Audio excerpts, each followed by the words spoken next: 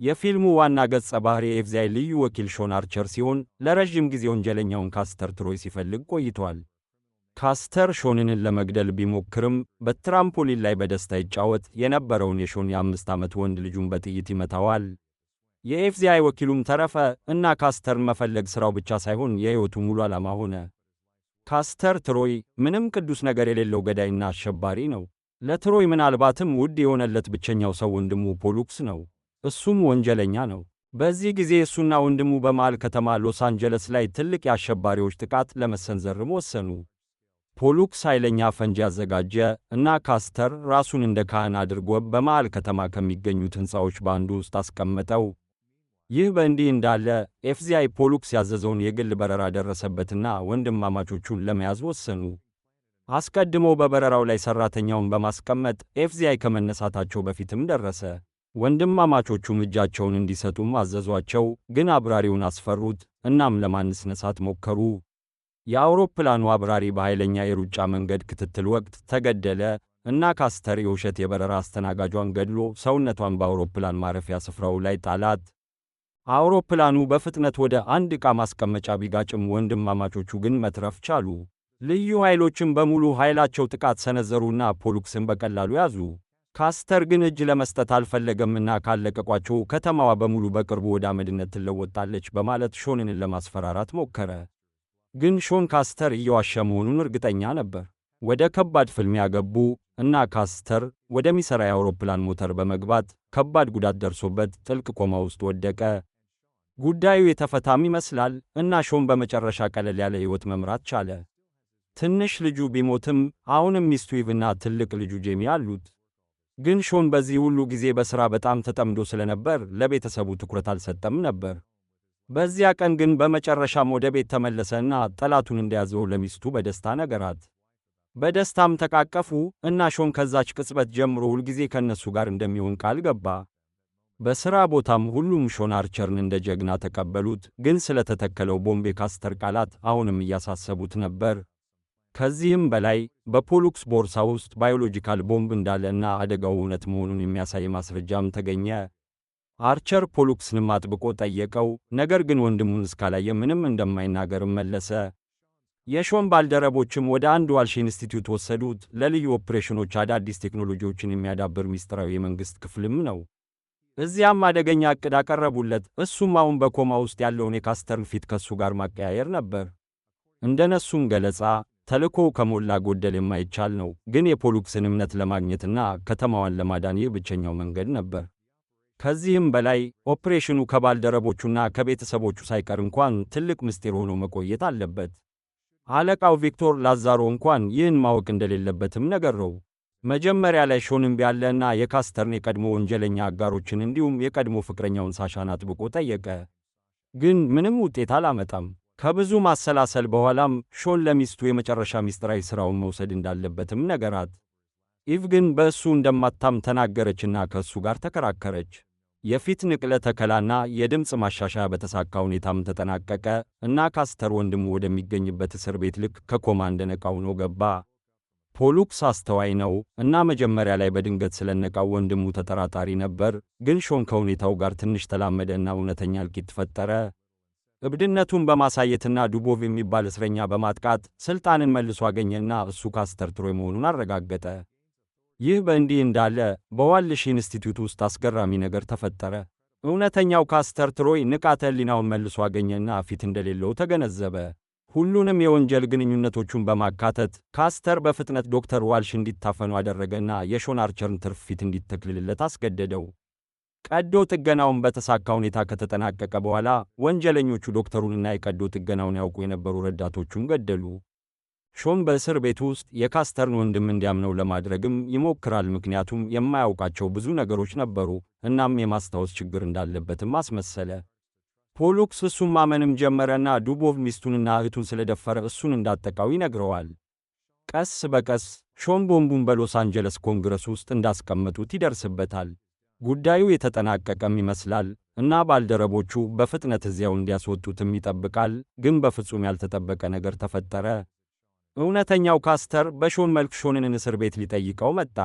እውነተኛው ሾን ምን እየሰራ እንደሆነ በሚገባ በመረዳት ካስተር የፊቶቻቸው መለዋወጥ ማስረጃዎችን በሙሉ እንዳጠፋም ገለጸለት። ስለዚህ እስከ ዘመኑ ፍጻሜ ድረስ እዚያው እንደሚሆንም ነገረው። ካስተር ደግሞ ጥሩ ሾን አርቸር እንደሚሆንና ለቆንጆ ሚስቱ የጋብቻ ግዴታውን እንደሚፈጽምም ነገረው። ሾን በንዴት ካስተርን ያጠቃዋል፣ ነገር ግን ደህንነቶች በፍጥነት ገብተው መቱት።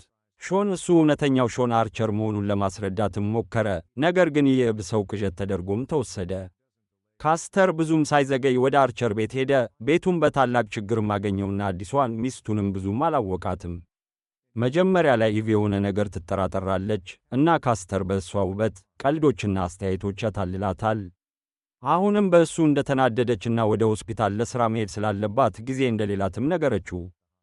ካስተር በአዲሱ ቤት ተቀመጠ፣ ሴት ልጁን አገኛት እና በአጋጣሚ በተሳሳተ ስምም ጠራት። ከዛም በቀልድ አስመስሎ ከሴት ልጁ ሲጋራ በመውሰድ ሊያረሳሳት ሞከረ። ይህ በእንዲህ እንዳለ በእስር ቤት ውስጥ ሾን ካስተር ወንድሙን አስፈላጊ ምስክርነት እንደሰጠና በምላሹ እንደተለቀቀ አወቀ። ፖሉክስ ማን እንደሆነ አውቋልና በጥሩ መንፈስ ውስጥ ሆኖ በደህንነት ጠባቂዎች ፊት ወንድሙን ተሰናበተ። ፖሉክስ በምርመራ ክፍል ውስጥ ንጉሥ እንደሆነም ይሰማዋልና በጣፋጭ ምግቦችን ይደሰታል። የአርቸር አለቃም ከፖሉክስ ጋር በመዋዋሉ ይከስሰዋልና ጉዳዩን ራሱ እንደሚቆጣጠረው ይነግረዋል። ግን ካስተር እሱ የሚቆጣጠረው መሆኑን በመረዳት ፊቱ ላይ ይስቃል። ከወንድሙ ጋር ሁሉንም ነገር ከተነጋገረ በኋላ ካስተር አደገኛ ቦምቡን በጊዜው አጠፋና በሾን አርቸር መልክ ብሔራዊ ጀግና ሆነ። ፕሬዝዳንቱ ራሱ እንኳን ደስ አለህ አሉት እና ባልደረቦቹ የቀድሞ አርቸር በጣም አሰልቺ ስለነበር እሱን የበለጠ ወደዱት። ከዚህም በተጨማሪ ካስተር ለአዲሷ ሚስቱ የፍቅር እራት በሻማ አዘጋጀላት፣ እሷንም አስደምሞ ወደ መኝታ ቤት ወሰዳት። ይህ በእንዲህ እንዳለ ለእውነተኛው ሾን ነገሮች ጥሩ አልነበሩም። በጭንቀት የተነሳ ዓመፅ ለመጀመር ወሰነና ግርግርን በመጠቀም በብልሃት አመለጠ። ካስተር በሚቀጥለው ቀን ጠዋት ለሥራ ሲዘጋጅ ኢቭ የሞተው ማይክ የልደት ቀን መሆኑን ታስታውሰዋለች። ያንንም ያስታወሰ መስሎ አብረው ወደ መቃብሩ ሄዱ። እናቲቱ በመቃብር ስፍራ ማለቀሰች እና ገዳዩን በድጋሚ ረገመች። በዚያን ጊዜ የእሱን እጅ መያዟን እንኳን አልተጠራጠረችም። ካስተር ለማምለጥ እንደሞከረና ምናልባትም እንደሞተ ያልተጠበቀ ዜናም ደረሰው። ግን አስከሬኑ ገና አልተገኘም። የበታቾቹን አስከሬኑን ወዲያውኑ እንዲያገኙም በንዴት አዘዘ። ግን ካስተር ማለትም ሾን በሕይወት አለና ከእስር ሲያመልጥ ያደረገው የመጀመሪያው ነገር ሚስቱን ማግኘት ነበር። በስልክ ለኢቭ ራሱን ባሏ አስመስሎ የቀረበው እሱ እንዳልሆነም ነገራት። ሚስቱን ልጇን ይዛ ከእናቷ ጋር እንድትቆይም ጠየቃት። ኢቭም በፍርሃት ዳግመኛ እንዳትደውልለት ነገረችው። ያመለጠው ካስተር ትሮይም በሕይወት እንዳለ ዜና ላይ ተሰራጨና በተፈላጊዎች ዝርዝር ውስጥ ገባ። ሾንም ለመደበቅ ሲሞክር የቀድሞ ጓደኛው ዲትሪች ቤት ውስጥ ተገኘ። እሱም የፍቅረኛው የሳሻ ወንድም ነው። ዲትሪች ጓደኛውን በደስታ ጋብዞት መድኃኒትና ሴት ልጆችን አቀረበለት። በምላሹም ሾን ተባብረው የሚያናደውን አርቸርን እንዲያጠፉ ሐሳብ አቀረበ። አሁን ስለ እሱ ብዙ ያውቃል እና ያለ ለሁሉም ቀላል ይሆናል። የቀድሞ ፍቅረኛው ሳሻም መጣች። ከዛም ካስተርን በጥፊ መታችውና እንዴት በሕይወት እንዳለ በንዴት ጠየቀች። እሱና ሳሻ ወደ ግል ቦታም ሄዱ እና ሳሻ አዳም የሚባል ትንሽ ልጅ እሱም የካስተር ልጅ መሆኑን አስተዋወቀችው። እሱም ባየ ጊዜ ሾን ተነካ፣ ምክንያቱም የሞተውን ማይኪን አስታወሰው። ሾንና ሳሻ ጣፋጭ ወሬ ሲያደርጉ ፖሉክስ ይህን ሁሉ ጊዜ ሲመለከታቸው እንደነበረ እንኳን አልጠራጠሩም ነበር። ይህ በእንዲህ እንዳለ እውነተኛው ካስተር አንድ ሰው አዲሷን ሴት ልጁን አንድ ልጅ ቤት እንዳደረሳትና ወዲያውኑ በመኪናው ውስጥ ሲያስገድዳት አየ። ጄሚም ጮኸችና አባቷን እንዲረዳት ጠራች። ነገር ግን የወንድ ጓደኛዋ በቀላሉ አዛውንቱን እንደሚቋቋም በማመን ሳቀ። ካስተርም ወዲያውኑ መጣ፣ የመኪናውን መስኮትም ሰበረና በደንብ ደበደበው። ከዚያም ከሴት ልጁ ጋር ሲጋራ አጨሱ። ቢላዋም ሰጣትና ራሷን ለመከላከል እንዴት እንደምትጠቀምበት አስተማራት። ከዚህ በኋላ ፖሉክስ ካስተርን ጠራውና ሾን በአሁኑ ጊዜ የዲትሪች እንግዳ መሆኑንና ከሳሻ ጋር እየተዝናና መሆኑን ነገረው። ካስተርም ተደስቶ የፌዴራል ወኪሎችን ሙሉ ጦር በዲትሪች መኖሪያ ቤት ላይ ያዘነበ። ይህም ወደ እውነተኛ እልቂት አመራ። ሾንም ልጁንና እናቱን ለማዳን ስለፈለገ ጠንካራ ምላሽ ሰጣቸው። በጥይት ልውውጡ ወቅት ብዙ ወንጀለኞችና የፌዴራል ወኪሎችም ሞቱ። እንዲሁም ካስተር በሾን መልክ ሆኖ ዲትሪችን ገደለው። ሳሻ እና ልጇም ተደበቁ። ሾንና ካስተር ብቻቸውን ቀርተው በንዴት እርስ በርስ ተታኮሱ። ግን ከዚያ ሌላ የኤፍቢአይ ወኪል ለመርዳት በፍጥነት ገባ እና ሾን ማምለጥ ቻለ። ተኩሱ ከቆመ በኋላ ካስተር የፖሉክስን አስከሬን መሬት ላይ አየ። በጣምም ተበሳጨ። ነገር ግን ወኪሉ አለቃውን እየቀለደበት ፖሉክስ ትሮይ ስለተገደለ ደስተኛ መሆን እንዳለበት ተናገረ። ከእነዚህ ቃላት በኋላ የተናደደው ካስተር ባልደረባውን ጭንቅላቱ ላይ ተኩሶ ገደለው። በካስተር ቢሮ ውስጥ ለአሸባሪነት ባደረገው ጀግንነት ፍልሚያ በታይምስ መጽሔት የዓመቱ ሰው ተብሎ በመሰየሙ እንኳን ደስ አላለውም። ይህ ቢሆንም አለቃው ላዛሮ ባልተጠበቀ እልቂትና በታክስ ከፋዮች ገንዘብ ብክነት ይከስሰዋል። ካስተርም በወንድሙ ሞት ምክንያት ጥሩ ስሜት ውስጥ አይደለም እና የአለቃውን የልብ ችግርም ስለሚያውቅ የልብ ድካም እንዲይዘውና እንዲሞት አደረገው። ይህ በእንዲህ እንዳለ ሾን ወደ ቤቱ ሰርጎ ገባና በትሮይ መልክ በኢቭ ፊት ታየ።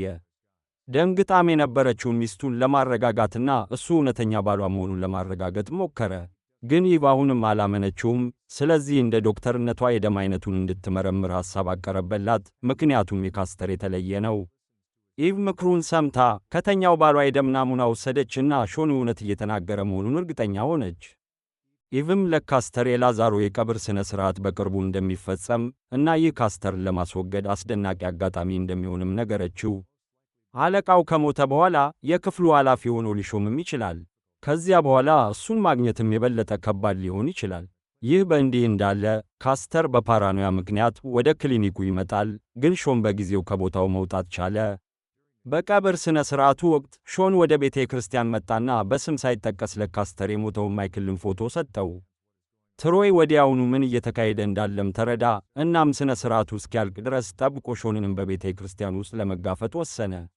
የሾንንን ሚስትም ታጋች በማድረግ ካስተር እጁን እንዲሰጥም ጠየቀው። ግን ሳሻ በድንገት ብቅ አለችና ካስተርን ሾን አርቸር መስሏት ጠመንጃውን አነጣጠረችበት። ካስተርም እሱ ማን እንደሆነ ለሳሻ ለማስረዳት ሞከረ፣ ግን እሷ ሁኔታውን ስለማታውቅ ሳቀችበት። በድንገትም የተኩስ ልውውጥ ተጀመረ። አብዛኞቹም ሞቱ፣ ሳሻንም ጨምሮ። ከመሞቷ በፊት ሾን ልጇን እንዲያሳድግላትም ጠየቀችው። ይህ በእንዲህ እንዳለ ኢቭ አምልጣ ሁኔታውን ለኤፍቢአይ ነገረች። የሲን ሴት ልጅ ከዚያ በድንገት ብቅ አለች። ምን እየተካሄደ እንዳለም አላወቀችም።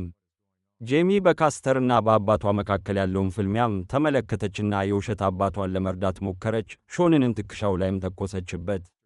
ካስተርም ራሱን ነፃ አውጥቶ ልጅቷን ታጋች አደረገ። ምን እየሆነ እንዳለ የገባት ጄሚ ከኪሷ ቢላዋ አውጥቶ ካስተርን እግሩ ላይ ወጋችው። ይህ በእንዲህ እንዳለ ተጨማሪ ኃይሎች ደረሱ እና ካስተር በጀልባ በመጓዝ በሚደናገጡ የበታቾቹ ላይ ተኮሰ። ሾን ወደ ሁለተኛው ጀልባም ዘሎ ካስተርን መከታተል ጀመረ። በአስደናቂው ክትትል ወቅት አንድ ጀልባ ላይም ተገኙና ከባድ የቅርብ ፍልሚያ ጀመሩ። ወደ ምሰሶ ከተጋጩ በኋላም የመጨረሻ ጉልበታቸውን ተጠቅመው ወደ ባህር ዳርቻ ዋኙና መታገል ቀጠሉ። ካስተር ሾንንን ማሸነፍ ጀመረ፣ ነገር ግን በአቅራቢያው አንድ ሃርፑን አይቶ በመጨረሻው ቅጽበት ካስተርን ለመምታት ተጠቀመበት። የተጨማሪ ኃይሎች በመጨረሻም ደረሱ እና ሾን ከካስተር አስከሬን ጋር ወደ አምቡላንስ ተወሰደ። በመንገዳቸው ላይ ሾን የካስተርን የጋብቻ ቀለበት አወለቀ። በፊልሙ የመጨረሻ ትዕይንት ላይ ሾን አርቸር በቀድሞ ፊቱ ወደ ቤቱ ተመለሰ። ደስተኛ ሚስቱና ሴት ልጁም ተቀበሉትና አቀፉት። ባልተጠበቀ ሁኔታ ሾን ትንሹን ልጅ አዳምን አመጣና ሴት ልጁን የልጁን መኝታ ክፍል እንድታሳየው ጠየቃት።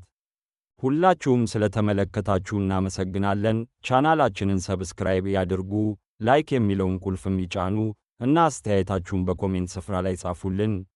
በተቻለ መጠን ብዙ ጊዜ በጥራት ባለው ይዘት ለማስደሰት እንሞክራለን።